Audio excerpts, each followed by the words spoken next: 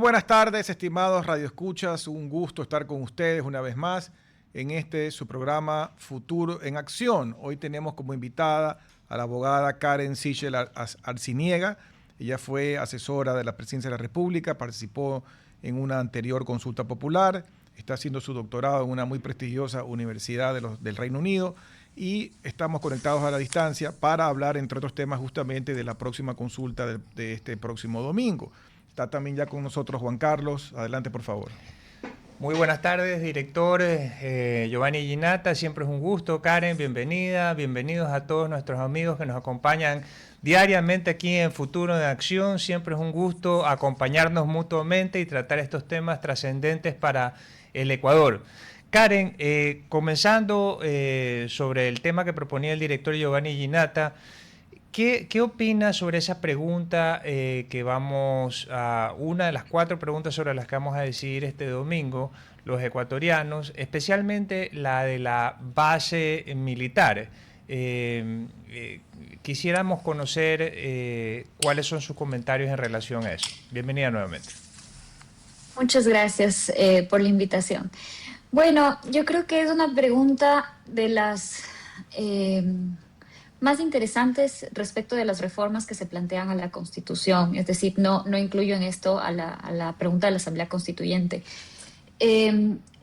Porque yo sí creo que hay un valor importante en establecer vínculos o establecer mecanismos de cooperación internacional para tratar de garantizar que el Estado o los estados en general tengan o conserven el monopolio del uso de la violencia dentro de su territorio. Y creo que dado el fenómeno transnacional que traen las bandas criminales que están vinculadas con el tráfico de drogas, el tráfico de minerales, del tráfico de incluso hasta fauna en el caso del Ecuador, es importante que el Estado mantenga y defienda el territorio, y para eso es importante que haya cooperación internacional. Entonces yo entiendo también al mismo tiempo que me escucho hablar esto, que la reforma al artículo, en este caso al artículo 5 de la Constitución, no va a implicar bajo ningún concepto que vayamos a resolver el problema. Yo escucho mucho nuevamente a las personas que están abogando por el no repetir esto de que las bases militares no van a resolver el problema. A mí me parece que ese es un argumento de lo más tonto, porque nadie está hablando de si es que una reforma a la Constitución va a resolver o no va a resolver el problema del crimen organizado. El problema del crimen organizado es tan complejo que nunca hay una solución para un problema tan complejo que ni en Alemania ni en ninguna nación del mundo se ha resuelto. El crimen organizado encuentras en todos los países del planeta. En todos los países del planeta existen bandas criminales. Entonces no hay una solución, no existe una sola solución, ni siquiera existe un conjunto de soluciones. Lo que existen son estrategias y mecanismos sociales, educativos, militares, de todo tipo de mecanismos para que los estados puedan defender el territorio. Entonces, ese es mi comentario inicial, mientras que sea un mecanismo de cooperación internacional en donde va a haber, como lo ha dicho la Corte Constitucional, en varios casos, dependerá del tratado, habrá que contar hasta con la aprobación de la Asamblea Nacional y con la aprobación de la Corte Constitucional, que me parecen 2 parámetros importantes. Entonces, creo que es una herramienta que nos puede servir si es que se implementa correctamente por el gobierno.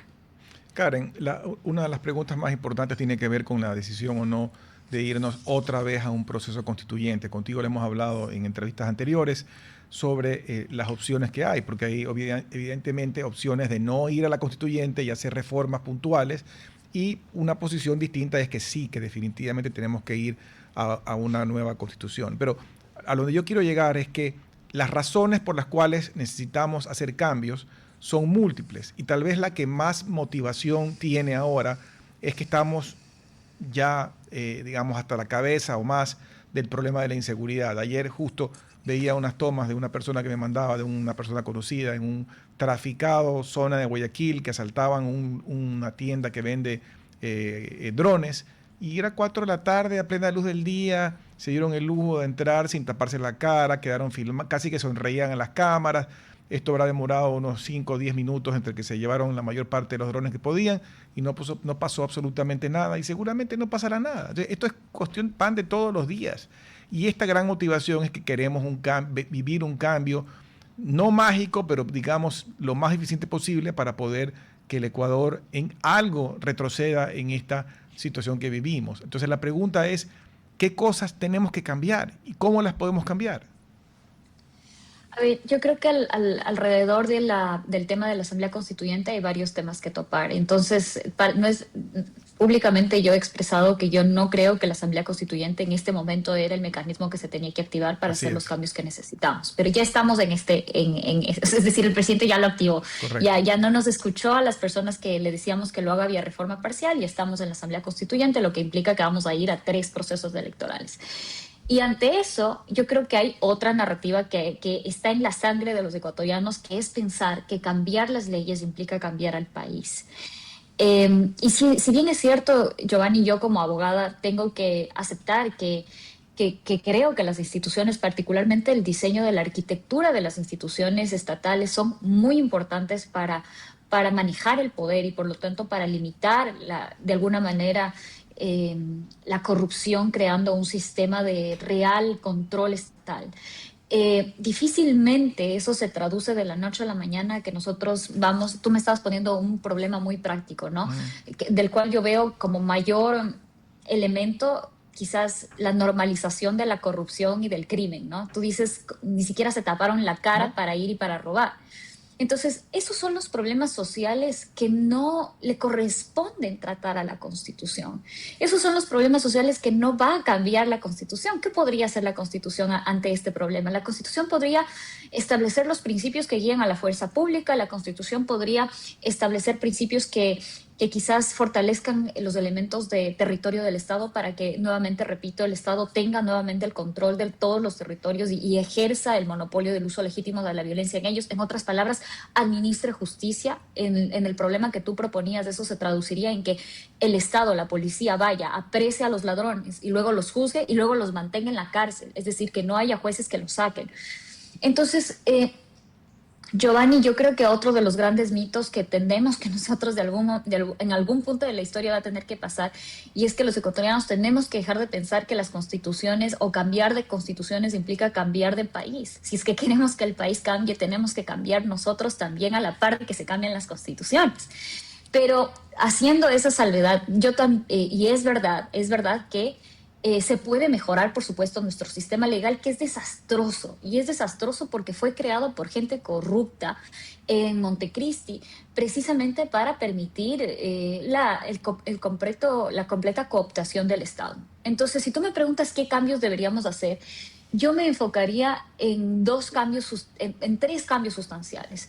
El primero es un cambio respecto de los elementos constitutivos del Estado. Yo creo que el Estado tiene que reafirmar su unidad. No puede ser que el país sostenga principios de división y los legitimice a través de la Constitución. El Estado, los ecuatorianos tenemos que ser una sola nación. Y esto se tiene que ver actualmente, Giovanni, esto se encuentra en el artículo 1 al 9 de la Constitución, y esto se reafirma en que el Estado como principio, como definición, tiene que ser también una sola nación, respetando, por supuesto, las diferentes culturas que existen entre los ecuatorianos, pero reafirmando que somos solamente una nación. Entonces, esa para mí sería el primer cambio importante. El segundo cambio importante tiene que ver con el sistema económico. En la Constitución no hay cabida, o no debería haber cabida, para que se establezcan principios de manejo administrativo. ¿Por qué? Porque la naturaleza de la economía, por lo que implica incluso etimológicamente la palabra economía, es la administración de recursos, y la administración de recursos depende de las circunstancias, y las circunstancias varían mientras que la Constitución se mantiene. Entonces, si es que queremos que la Constitución se mantenga y que permanezca y que nos regule por siglos, ojalá, si es que queremos eso, no podemos pues poner en la Constitución un modelo económico que luego va a actuar como ha actuado hasta ahora, como un mecanismo de fuerza o una camisa de fuerza para las personas que manejan la economía. En el Ecuador eso le corresponde al presidente, que es el jefe de la administración pública.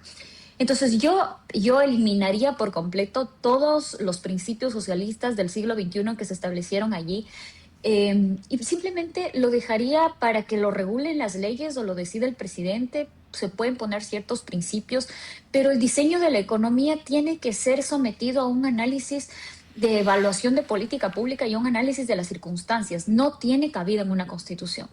Y la última reforma que haría a la Constitución, Giovanni, tiene que ver respecto de lo que mencioné hace un momento, la arquitectura de las instituciones públicas. Y con esto me refiero a cómo nosotros organizamos el poder. Tradicionalmente esto se conoce como la parte orgánica de la Constitución. Entonces, ¿cómo vamos a diseñar a nuestras instituciones para que tengan el suficiente control y que de alguna manera nosotros podamos controlar a los actores políticos y a los actores estatales? Entonces, en este sentido, yo eliminaría el Consejo de Participación Ciudadana, no hay debate sobre eso. Yo creo que transformar a la Asamblea en un órgano bicameral con menos miembros podría ser interesante, fortalecer a la Fiscalía General del Estado, alterar las facultades del Consejo de la Judicatura para que la justicia se reforme absolutamente. Yo, digamos, empezaría con estos tres grandes cambios, de tal manera que regresemos a un modelo tradicional de pesos y contrapesos, y quizás, como principio transversal, eliminaría también todo lo que tiene que ver con esta idea de democracia participativa mal entendida en el Ecuador como la burocratización de la participación ciudadana. Correcto. Juan Carlos. Sí, y un poco yo creo que los ecuatorianos hemos encontrado un camino de evolucionar a través de las constituciones. Y me parece a mí que, entonces, en lugar de una revolución sangrienta, decimos, prefiero una nueva constitución. Y yo pienso que este concepto de que es que en Ecuador hemos tenido muchas constituciones se ha satanizado.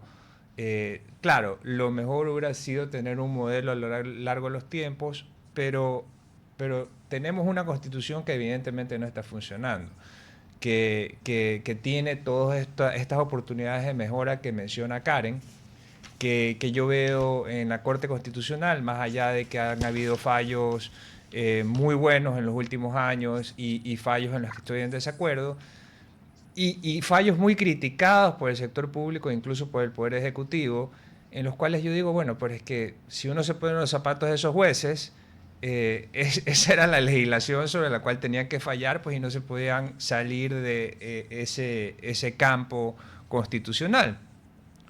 Y ahí hay estas oportunidades que menciona Karen, y aparte de eso también hay otras oportunidades, como por ejemplo el tema de que el Estado tenga un monopolio público sobre la seguridad social, un monopolio público sobre las telecomunicaciones, el espacio radioeléctrico, la energía, las regiones que debería tener el Ecuador para que no haya toda esta división tan grande, y que sea más fácil administrar desde el poder al Ecuador. Entonces, tal vez, más allá de las preguntas que son súper interesantes, creo que el Ecuador se está tratando de reencontrar frente a una constitución fuertemente dogmática, que es la... Que es una camisa de fuerza, ¿no?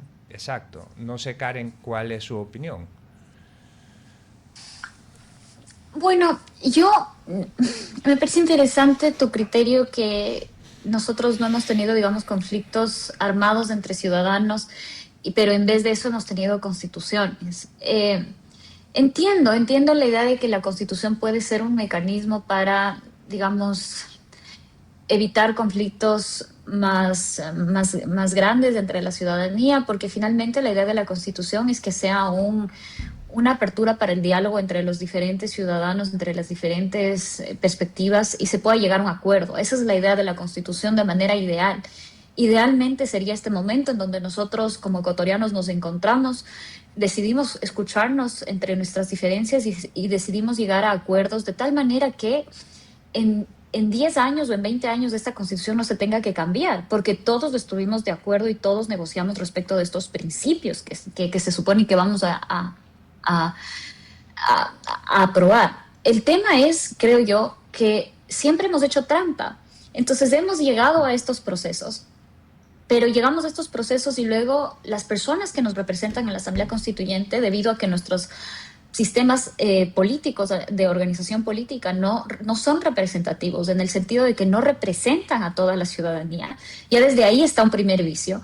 Entonces llegan los asambleístas constituyentes que no nos representan necesariamente los ecuatorianos, no necesariamente están preparados, no necesariamente son éticos, no necesariamente tienen las cualidades para representarnos.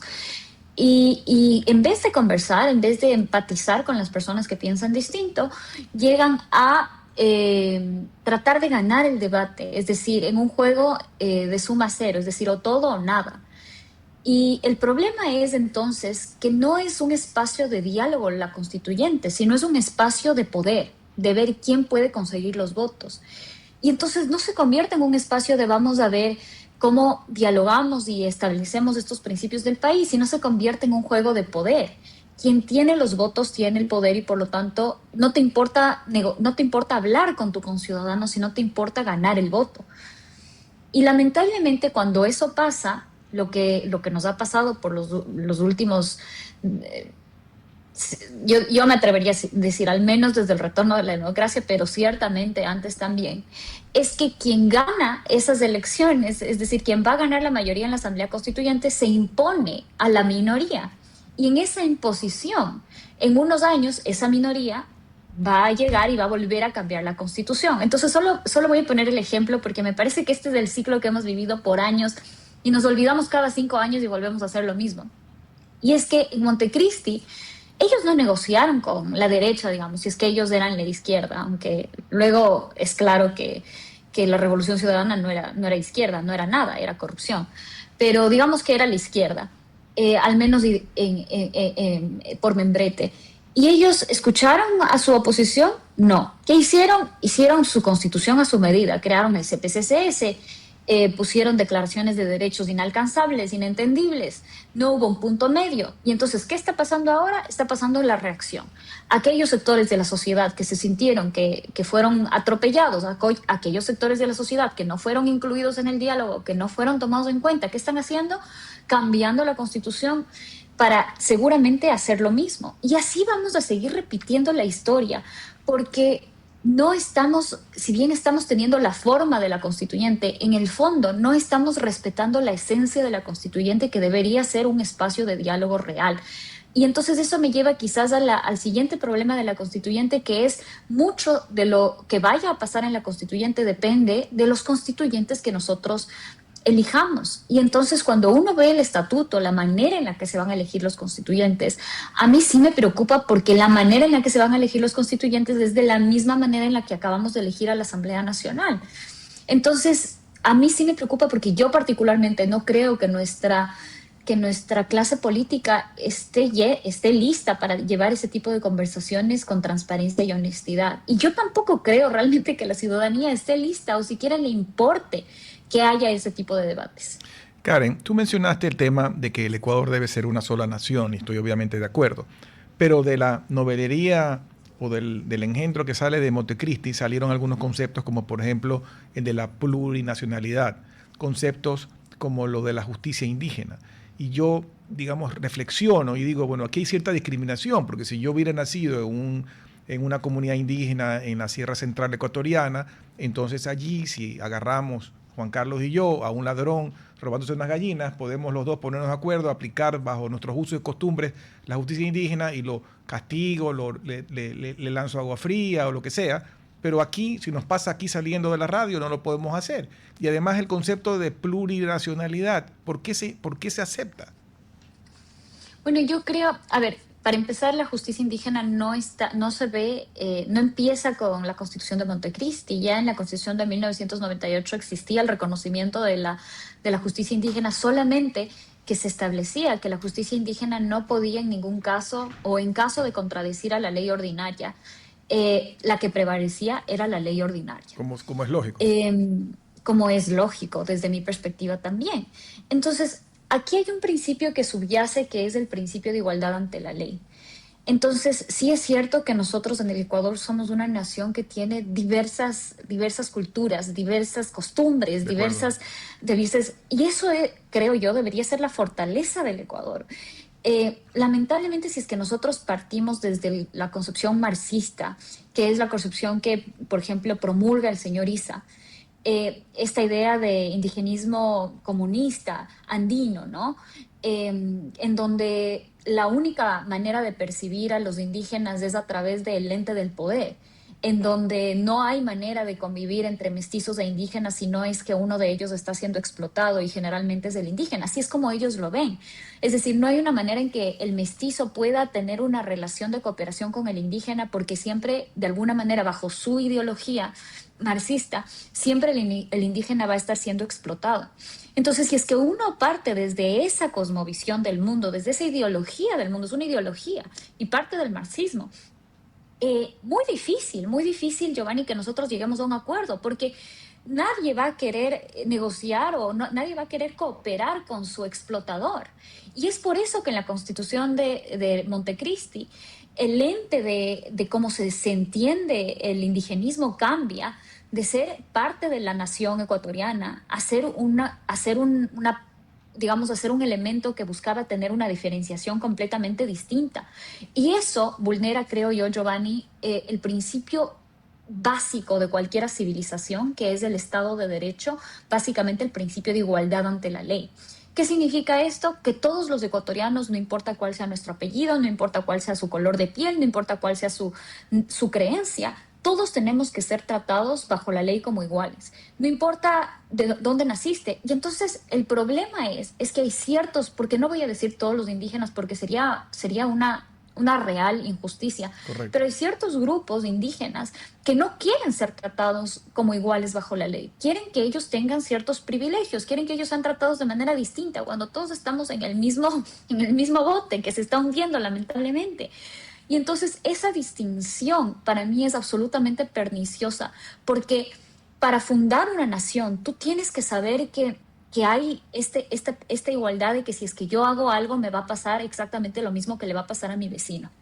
Entonces, Giovanni, de alguna manera, para contestar tu pregunta, yo creo que este marxismo que está promulgado en la Constitución de Montecristi, en donde la justicia indígena se trata como un sistema paralelo jurídico, en donde es además muy confuso saber cuándo se está aplicando la justicia indígena, cuándo se debe aplicar la justicia indígena y cuándo no, debería de alguna manera tener su límite precisamente en la ley ordinaria. Es decir, es perfecto que las personas que tienen diferentes culturas, y no solamente me refiero a los indígenas, puedan mantener sus maneras de resolver conflictos, puedan tener sus maneras de entender la justicia, perfecto, pero en el momento en que eso transgrede a la ley ordinaria, ahí está el límite. En otras palabras, el límite está en el acuerdo. La ley es un acuerdo. Entonces, el límite está en el acuerdo de toda la nación. Y lamentablemente, cuando nosotros reconocemos esta suerte de la plurinacionalidad, ese acuerdo se ve vulnerado, porque se ve irrespetado por este tipo de grupos, y nos metemos en los problemas que hemos visto en los últimos años, en donde hay ecuatorianos que se van en contra de su propia nación por sus propios, y me refiero a la nación por Ecuador, por esta división corrosiva que se ha implementado. Entonces sí, yo creo que, y voy a decirlo de frente, aunque sé que no es un tema popular, yo creo que un tema que se tiene que debatir y se tiene que pensar con empatía, y se tiene que pensar profundamente, es cómo vamos a rediseñar el Estado para que, respetando las diferentes culturas, y repito esto, respetando las diferentes culturas, encontremos una manera de ser uno. Claro, pero una cosa es respetar una cultura y otra cosa es permitir, por ejemplo, que grupos indígenas radicales detengan policías militares, los interroguen como si fueran autoridad, o inclusive declaren toque de queda donde no puede entrar la autoridad a un territorio. Yo creo que eso ya, digamos, rebasa la lógica. Vamos a irnos a un corte breve y regresamos en unos minutos para seguir con este interesante diálogo. RTP 96.5, a la conquista del mundo digital. Presenta sus nuevas instalaciones y tecnología de vanguardia. Renovamos nuestro compromiso de seguir brindando contenido útil y de la más alta calidad. Programas de opinión con referentes de la comunicación. Noticias para contar todo lo que está pasando en todo momento. Una variedad de segmentos con lo que necesitas saber. Y asociaciones internacionales estratégicas. Todo para mantener a nuestra audiencia y seguidores siempre bien informados. Siempre en RTP. Buena compañía. Gracias por regresar con nosotros a su programa Futuro en Acción. Para las personas que recién se enganchan, estamos conversando con la abogada Karen Sichel Arciniega, analista política, y hemos venido conversando sobre las diferentes dimensiones que deberíamos tener en cuenta para esta constituyente que sería, pues, en principio aprobada el próximo domingo. Juan Carlos. Sí, y hemos conversado de varias oportunidades de mejora dentro de esos temas de fondo como la justicia indígena, y suponiendo pues que gane la pregunta del CIE, que sí queremos irnos a una asamblea constituyente el domingo. Hay otras 3 preguntas que son interesantes, lo de la base militar, también lo de eliminar los fondos públicos para financiar partidos políticos, y la otra era bajar el número de los asambleístas actualmente. Entonces, sí se están discutiendo temas que son de fondo, temas que son que nos han de alguna manera bloqueado la prosperidad durante algunos años, y posibilidades de inversión y que mejore la calidad de vida de los ecuatorianos a través de empleo adecuado. Y yo siento, lo que pasa es que yo soy optimista, entonces tengo que confesar eso, y todos los días me levanto optimista, y creo que sí, que siempre estamos mejor, el Ecuador está mejor cada año, independientemente a veces de los gobiernos, pero el Ecuador va prosperando. Y en ese sentido, pues entonces yo sí siento que, por ejemplo, cuando firmamos los acuerdos, el primer acuerdo importante, nos adherimos a la Unión Europea, ese mito se derrumbó como el muro de Berlín. Los ecuatorianos percibimos que no era correcto lo que nos habían dicho, sino que era interesante que en la percha donde vayamos a comprar haya productos de todos los lugares, y que nosotros, con nuestro criterio, decidamos qué producto vamos a comprar, por cualquier razón. Entonces, si es que hacemos las cosas bien y exponemos todos estos temas como el que Karen mencionaba, sí, pero es que tenemos un inconveniente en el lado político, porque de pronto, que esto no lo decía Karen, pero yo también lo he pensado, que vayan unas personas a esta asamblea a solo levantar la mano y a defender las instrucciones que les han dado. Pero de todas maneras son temas de fondo sobre los que estamos hablando, y si logramos mejorar en esto y presionamos como sociedad, que creo que sí tenemos ese poder, tal vez ese cambio y esa prosperidad que estas reformas podrían generar haría que el Ecuador avance. No sé, Karen, cuál es su visión. Bueno, yo creo que también de alguna manera soy optimista. Y la razón por la que creo que soy optimista es porque, a pesar de que yo públicamente manifesté que la constituyente no era necesaria, que se podía hacer vía reforma parcial, yo el domingo voy a votar que sí en la pregunta de la Asamblea Constituyente. No porque le apoyo al gobierno, de hecho tengo muchas reservas sobre cómo maneja temas políticos particularmente, pero porque creo que hay la posibilidad que se forme una buena constituyente, a pesar de las muestras de que eso no va a pasar. Pero tengo que admitir, o digamos, creo que tenemos que tomar la oportunidad de que al menos haya un cambio. Es decir, si es que yo voy y voto no, como ya sabemos quién está defendiendo el no, es conformarme con una constitución y un sistema jurídico completamente nefasto. Es decir, es decirle que estoy conforme con el Consejo de Participación Ciudadana, o que estoy conforme con el Consejo de la Judicatura, o con la manera en la que se han conformado los organismos políticos y la manera corrupta en la que se manejan las organizaciones políticas. Entonces yo voy a decir que sí, precisamente porque soy optimista. Digamos, creo que si es que los ecuatorianos tomamos buenas decisiones eligiendo a los asambleístas constituyentes, y sobre todo el momento en el que se debatan los temas importantes en la constituyente, nos informamos lo suficiente como para presionar a los asambleístas constituyentes para que hagan su trabajo, quizás de ahí puede salir una buena constitución. Y además, que si es que no sale una buena constitución, yo tengo todavía la oportunidad de votar que no a la constitución cuando la constitución esté lista. Entonces, sí, de alguna manera creo que me identifico con ese optimismo de que sí somos capaces de cambio. Pero yo quería, quizás con esto que estamos hablando, de este espacio de la constituyente, de ser un espacio de diálogo real, yo quisiera comentarles algo que a mí me parece nefasto. Es decir, cuando uno analiza las bases filosóficas y las bases científicas que llevan a los países a quebrarse, hay una constante, a las naciones a destruirse, hay una constante y es la destrucción absoluta de la civilización o de la sociedad, la división, la fragmentación. Esta idea de que los ciudadanos no se reconocen como que son parte de uno. Y entonces por eso quizás reitero la importancia de que nosotros a través de la constituyente, si es que fuera posible, nos encontráramos como una sola nación nuevamente, nos encontráramos como un solo país que quiere salir adelante, que quiere construirse como paz, como pacíficos.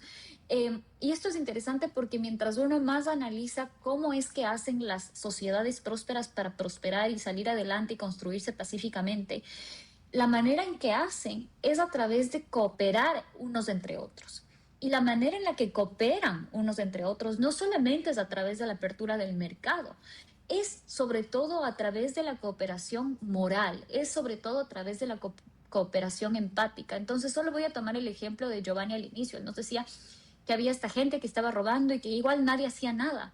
Entonces llegar a ese nivel de corrupción social, en donde yo soy capaz de aceptar que pase algo tan injusto y yo no haga nada, sea por miedo a que me maten si es que me meto, o sea porque es tan normal que aquí la gente hace eso, es llegar a un nivel de podredumbre en donde esta sociedad, al aceptar ese tipo de actos, está al borde de caerse por completo. Y la única manera que vamos a poder salir del hueco es si es que cambiamos completamente de la genética, no solamente el sistema jurídico, pero sobre todo la manera de entender nuestras obligaciones como ciudadanos. Y con esto concluyo. Creo que en eso sí puede ser positiva una asamblea constituyente, en el sentido de que nos puede a todos los ciudadanos llevar a un debate profundo sobre nuestros principios como país. También puede ser que repitamos la historia que hemos venido repitiendo por años, pero bueno, yo creo que ante esta situación no podemos perder la esperanza y si es que hay una oportunidad de cambio, creo que tenemos que tomarla. Yo coincido contigo, Karen, que es importante usar esta oportunidad para poder construir esta idea de una sola nación, esta idea de unión, de reconciliación. Pero la pregunta es, ¿cómo llegar a eso cuando hay una carga cultural muy grande y larga de muchos años donde se nos ha vendido la división, la reivindicación, el odio de clases, la revancha y toda esa programación, ese software mental lamentablemente ha penetrado la población en general? ¿Cómo llegar a ese punto de cambio para decir, oye, si no nos unimos, si no remamos en la misma dirección, si no cooperamos, no vamos a construir un Ecuador distinto? A mí me importa un comino el modelo, no quiero copiar ningún modelo ni de arriba, ni de abajo, ni de nada. Construir un modelo de Ecuador que use lo bueno que hemos ya tenido y que tenemos, que use lo bueno de otras experiencias en otros países, pero que construya dentro de esta realidad propia, como tú mencionaste, esta realidad cultural, esta diferencia cultural, inclusive entre regiones. ¿Cómo hacerlo? A ver, el cómo quizás es la parte más compleja porque no hay una sola manera de llegar a esto, sino más bien hay una serie de estrategias que se estudian y que depende de cómo se apliquen también. Entonces te voy a dar algunas que se me ocurren, pero ciertamente no tengo la respuesta. Creo que si es que alguien en algún momento te da la respuesta completa, sería, creo yo, en las ciencias sociales el equivalente a, no sé, descubrir la gravedad. Es decir, sería la fórmula para salvar todas las sociedades y las civilizaciones humanas. Pero hay algunos elementos que ciertamente se repiten. Uno de ellos es, y me voy a ir de lo más pequeño a lo más grande, es el fortalecimiento de la unidad básica de la sociedad y es el fortalecimiento de la familia. Cuando uno fortalece la familia, no me refiero no tiene que ser un tipo de familia, pero cuando uno fortalece las relaciones familiares dignas, cuando uno conecta, y sobre esto hay estudios interesantísimos, por ejemplo, que el que un niño tenga una familia estable entre sus 0 años hasta sus 6 años, aumenta su capacidad y su IQ, porque permite que los telómeros del cerebro generen 45% más conexiones que si es que experimenta inestabilidad. Es decir, Los niños que crecen en un lugar estable son capaces de generar luego conexiones cerebrales más grandes que a la vez le permiten ser más estable emocionalmente, no solamente ser más inteligente, sino le permiten generar más conexión. Entonces, en palabras sencillas, si es que tienes una familia estable, generas a un niño estable que eventualmente va a ser un adulto estable. No es una regla, pero la evidencia señala que en general así es como se comienza a generar una sociedad civil estable y madura. Si es que, por supuesto, tus políticas públicas no apoyan a la construcción de una familia, no apoyan a la construcción de una comunidad, no apoyan a la construcción de un barrio de confianza, entonces seguramente que todo eso se va a destrozar. Voy a dejar solamente una idea ahí, pero el rol peligroso que tienen las redes sociales ahora en completamente destrozar la relación entre padres, particularmente adolescentes y padres, es terrible. Entonces, bueno, fortalecimiento de la familia.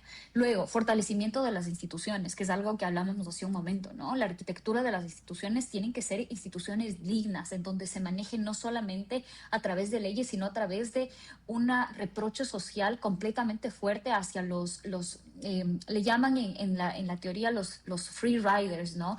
Los parásitos, con el servidor público que es un parásito o el servidor público que es un corrupto, no solamente que tienen que ser las instituciones estar diseñadas para que eso no pase, sino que la sociedad tiene que estar diseñada de alguna manera o educada para completamente aborrecer al funcionario público que es corrupto o completamente aborrecer al funcionario público que es vago.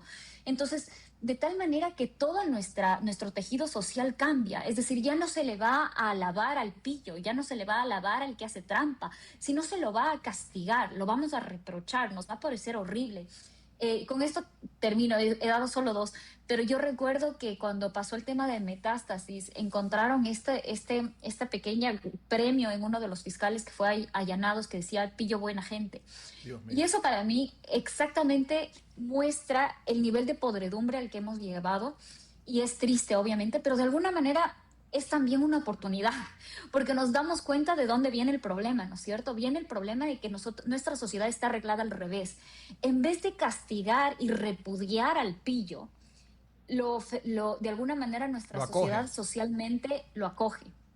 Entonces, si es que nosotros somos, Giovanni, capaces de cambiar, de alterar completamente el sistema, en donde el violento es repudiado, en donde el corrupto es repudiado, el vago es repudiado, ¿y quiénes son los que son, en cambio, parte de la comunidad? ¿Quiénes son los que son respetados? Son los que trabajan duro, son los que no son mediocres, son los que son honestos. Entonces, si es que hacemos ese cambio de chip, que nos va a tomar muchos años, yo creo que ahí sí vamos a poder comenzar a construir un mejor país. Y, de alguna manera, la Asamblea Constituyente en esto puede ser una pequeña parte en este proceso, nuevamente, si es que se lleva un diálogo correcto. Pero a mí sí me preocupa, Giovanni, el clima en el que nace la Asamblea Constituyente después de un paro, después de una época de violencia de 32 o 33 días en donde el país estuvo, o al menos partes del país estuvo paralizado, y en donde nuevamente recordamos lo poco que nos sabemos escuchar entre ecuatorianos. Yo creo que también surge como una respuesta a que los ecuatorianos hemos mostrado en esta última manifestación, impulsada especialmente por los movimientos indígenas, un aborrecimiento hacia ese tipo de conductas de personas que viven de la crisis. Y eso que como que quedó demostrado en esta última manifestación, especialmente en los sectores más afectados como Imbabura y provincias aledañas. Y también creo que esto es lo que tú mencionas, no solo ocurre en Ecuador, sino que también está ocurriendo a nivel mundial. Es decir, como que hubiera una escasez de recursos y cada uno trata de agarrar el recurso de la otra persona, cuando no existe una escasez de recursos, lo que hay es falta de creación. Y falta de creación por parte de cada uno de nosotros. Y esas son las ideas que tenemos que impulsar en esta guerra de ideas. Y yo sí veo también que eso ha ido modificándose en Ecuador. Es decir, tal vez ahora los ecuatorianos nuevamente estamos pensando en lo que dice Karen. La familia es el núcleo de la sociedad y tenemos que regresar a ese concepto, Yo vi muchos egresados de la Flaxo, por ejemplo, que estuvieron durante mucho tiempo en los medios de comunicación con ideas socialistas.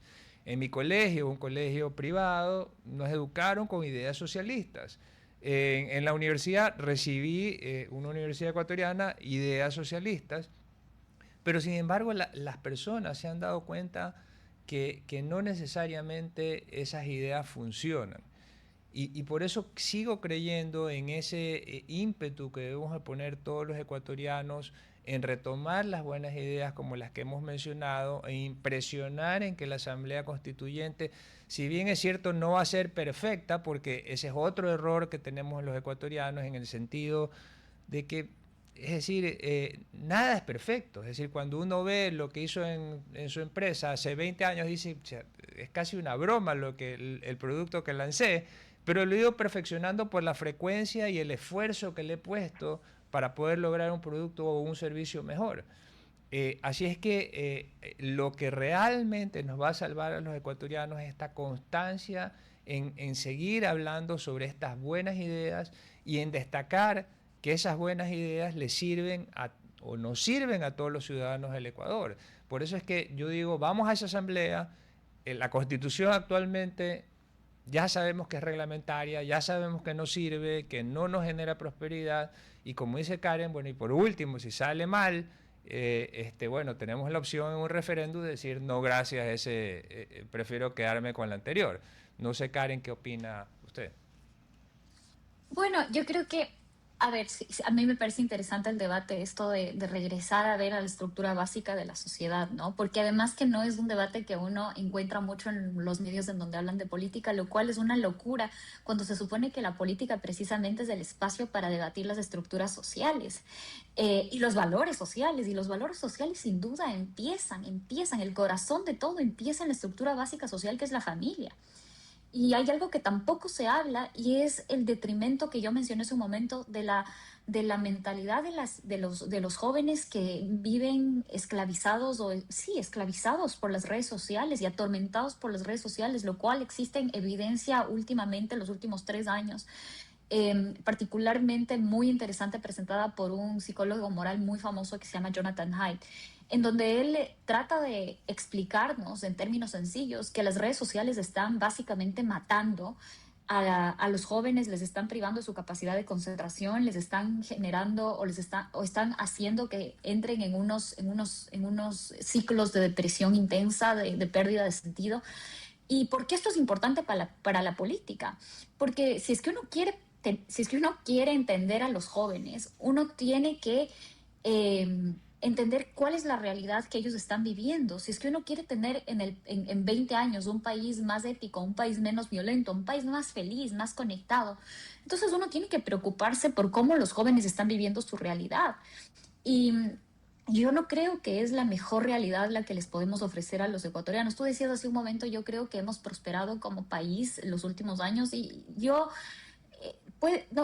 no estoy segura. Creo que hemos prosperado en ciertas cosas, sí. Es decir, más jóvenes sin duda tienen acceso a los celulares. Ahora, hasta en las familias más